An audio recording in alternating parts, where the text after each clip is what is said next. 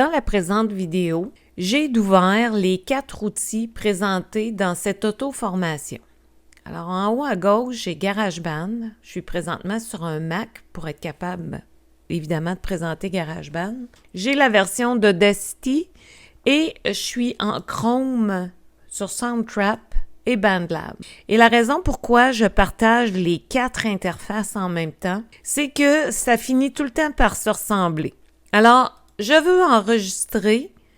Je vais choisir mon entrée. Je vais régler mon microphone. Je veux que ce soit le microphone sur bras et non pas le microphone interne à l'ordinateur. Je vais créer ma piste ici. Alors, on voit que mon audio est ici. Et si je voulais configurer, j'ai juste à double-cliquer dessus pour faire apparaître. Là, alors, je pourrais encore changer mes paramètres si je le souhaitais une fois que c'est fait.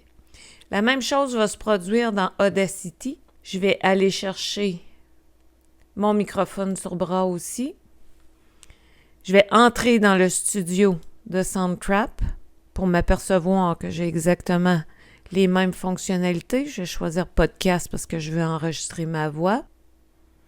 Alors, je vais ajouter la piste de microphone. Je vais autoriser mon microphone, puis je vais choisir mon entrée, qui est encore une fois mon microphone sur bras. Et je vais faire exactement la même chose. Je vais aller dans l'audio, le Mix Editor. Je vais me choisir un microphone. Je vais l'autoriser. Et je vais choisir encore une fois mon microphone sur bras. Alors, dans les 4 interfaces, j'ai maintenant mon microphone qui est configuré. Nous voyons dans les 4 interfaces à peu près la même barre de transport dans laquelle on va voir le bouton d'enregistrement, un bouton pour jouer, un bouton pause, un bouton pour revenir au début. Toutes ces configurations-là sont à peu près les mêmes, d'où l'intérêt de les présenter les 4 en même temps pour que vous puissiez vous faire une idée de c'est quoi qui fait le plus votre affaire selon le projet que vous avez. Alors, on a vu la barre de transport dans chacun des interfaces.